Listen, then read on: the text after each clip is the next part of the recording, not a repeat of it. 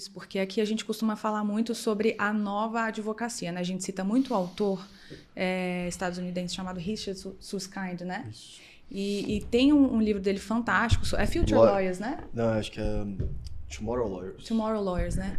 E aí ele fala muito disso, assim, que ele começa o livro falando assim, caro colega advogado, eu tenho informação para te dizer, a sua profissão acabou. Ele começa falando mais ou menos assim, e ele explica que a gente vai, boa parte da força de trabalho vai ser substituída por inteligência artificial, etc. E aí ele desenrola todo o livro para no final falar o seguinte, você vai ficar no mercado de trabalho se você se tornar insubstituível. Se você tiver um nicho de atuação onde a sua persona, onde a sua atuação seja absolutamente necessária, né? Na advocacia criminal, sobretudo, isso já acontece naturalmente, mas a figura do advogado contribui muitíssimo para isso, né? Eu não tenho dúvida disso.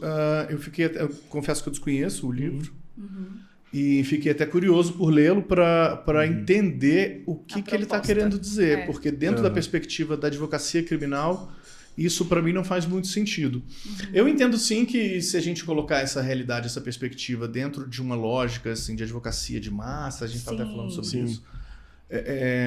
Talvez isso pode ser aplicado talvez em alguma situação, em algum tipo de caso, algum tipo de processo.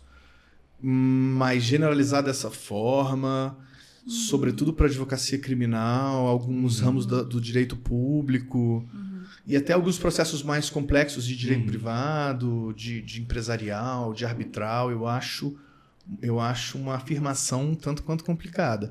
Por isso que eu queria entender o contexto. Os Estados Unidos é um sistema jurídico totalmente diferente do nosso. Então, por mais que a gente esteja se aproximando dele, sobretudo na área penal, né?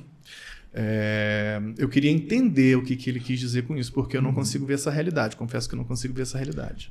Eu acho que o ponto que ele traz é as demandas mais simples, a parte mais...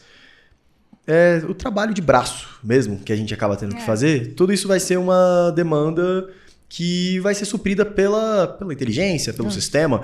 E o que vai se sobressair é justamente a parte dialética, é justamente a parte acadêmica, é justamente aquele cara que ele é tão específico no nicho e ele consegue criar sobre aquilo, ele consegue demandar teses sobre aquilo, ele consegue pensar fora do procedimento comum. Então, basicamente é isso. Cada vez mais a gente vai conseguindo padronizar as coisas e, em cima dos padrões, gerar sistemas que resolvem aquilo mais rápido, muitas vezes, do que nós mesmos.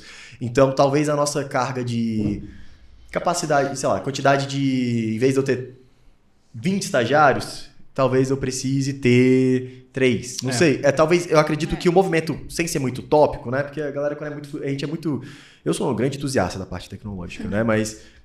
mexo com isso, trabalho com isso e os produtos jurídicos todos que eu já desenvolvi são nessa área, mas a gente acaba sendo, por ser meio futurista, existe um lado meio utópico também nessa parte mais tecnológica.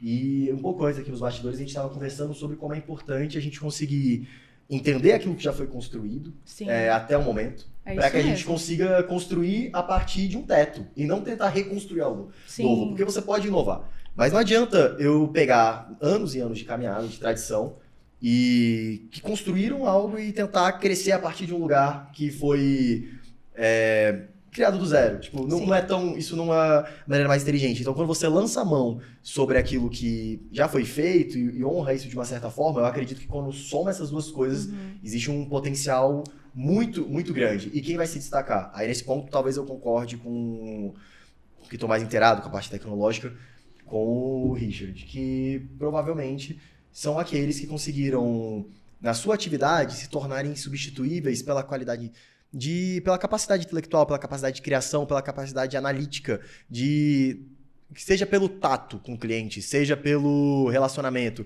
seja pelo diferencial. Basicamente num lugar onde aquilo que é comum entre todos vira automático, o que vai restar é aquilo que é diferencial. Então...